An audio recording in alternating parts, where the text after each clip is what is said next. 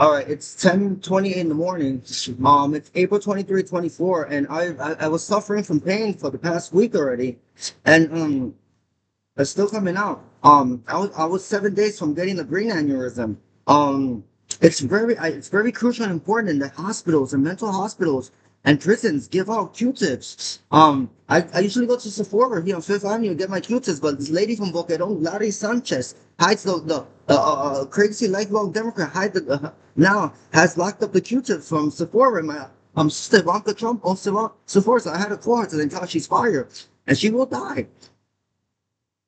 Because you could die from this. And you don't understand the pain I had last night and the night before and the other night.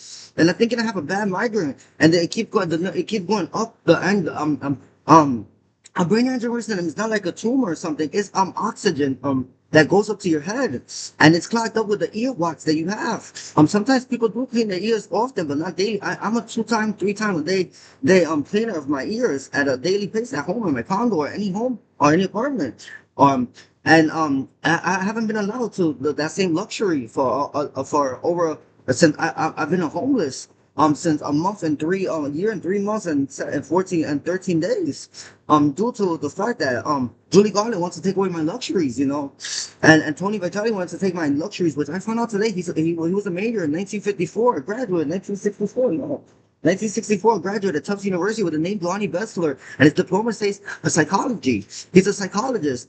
No wonder that bastard looks like a psychologist. He knows how to do steps, 7 step psychology steps, which we work in a reversal now.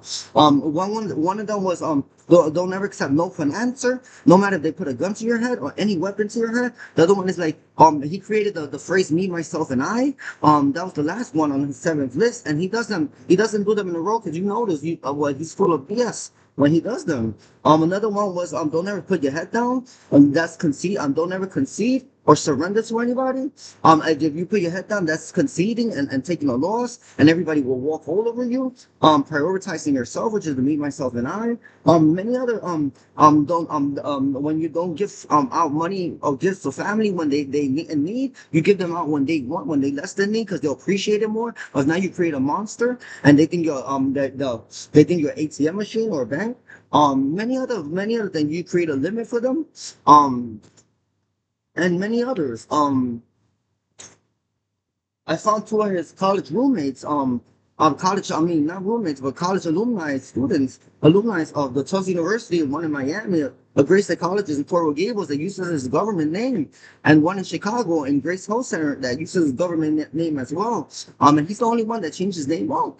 And when a psychologist who uses a different name is not a good psychologist, he doesn't have good intentions. Um, it's a it was very clever thing he did. He always do clever things. Unfortunately for him, it didn't work out that well. He did one in person in Guaynabo City, Puerto Rico, but she never took him to his house because she don't trust him. Um, and then the rest were over the phone call during the 1970s and early 1980s until 1984. But otherwise than that, I have a little bit of information for everybody to learn. Everybody would find interesting. Um, I want to talk about gamblers and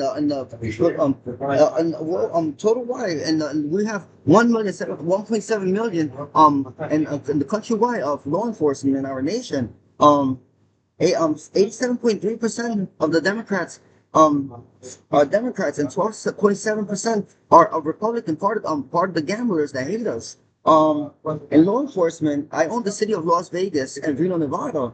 And Donald J. Trump and the Trump Organization own 72 casinos. So I'm gonna give a statistic today. The police enforcement, gambling addiction is a really bad thing.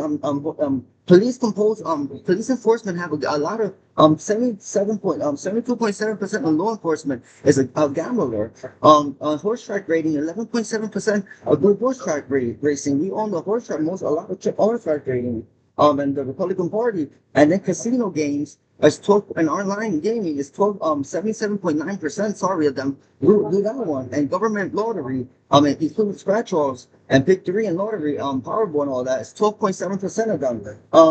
I just want you to know I understand why you guys hate us because we know we're the pioneers and the empires of the casino gaming in the United States and around the world.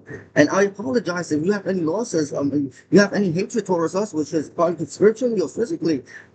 I'm very sorry. It's just a game, and casinos were designed for a social gathering place in the Eastern world. Yes, we play games, but it's a social thing, you know.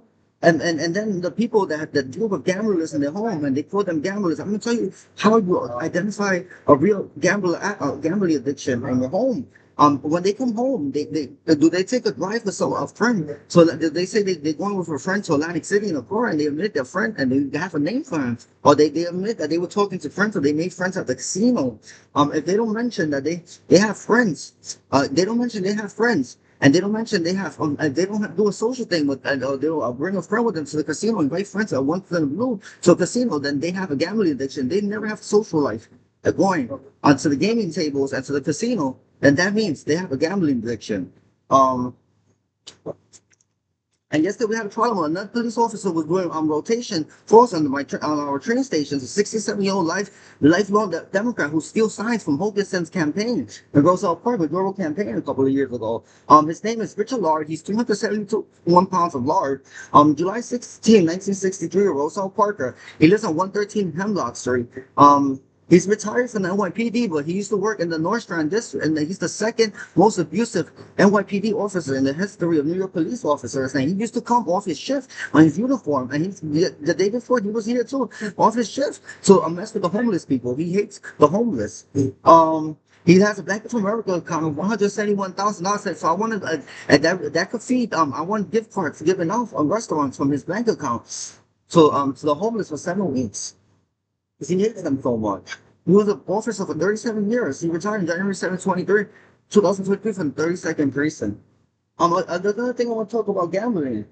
Your odds of winning and your chances of winning increase when you socialize at the casino. You bring someone to the casino. For example, the blackjack table. It's a half-round table, right? It's a dealer. And sometimes you go there playing, there's apprentices and everything, but you remember, it's a half group, and you have to remember, you guys have to play like a group. Because sometimes if you throw the wrong card, or you don't surrender, or you hit a card that you're not supposed to on a 17 and 18, it messes up the whole table. Sometimes you have to fold so the rest of the group wins. Remember, you have to look at it as a group thing, as a family thing. I'm doing best because we're going against the dealer, the house.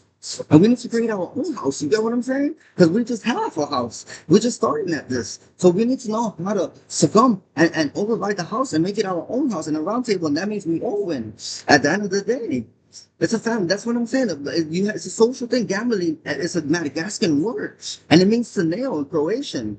And to nail is Croatian word, nilu. And Gomu is gambling in Madagascar. And nail means gala in Croatian. And gala is a social gathering, and you either go meet someone in the gala, like the Metropolitan in the gala, the Met, or you call someone at the gala.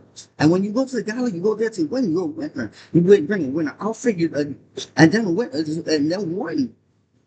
And then win means win. And everybody wins. Everyone wins. That's gambling. So I want to apologize for all the money that the law enforcement around this nation has lost in casinos. I know we own them, but it's a house of real gaming. You have to come there with spirits. You can't come there alone, miserable, and gamble at the table. You're going to lose every single time. That's what we created. In the casinos now we created how much you lose a year in the statement. You can look at every year in their monthly statement of your losses. Bring a friend next time, officers, and don't call yourself cops. Because cops means a little bit of the person that calls themselves a police officer is a good person. The person that calls themselves a cop is a bad person. Well, because cop means a little bit.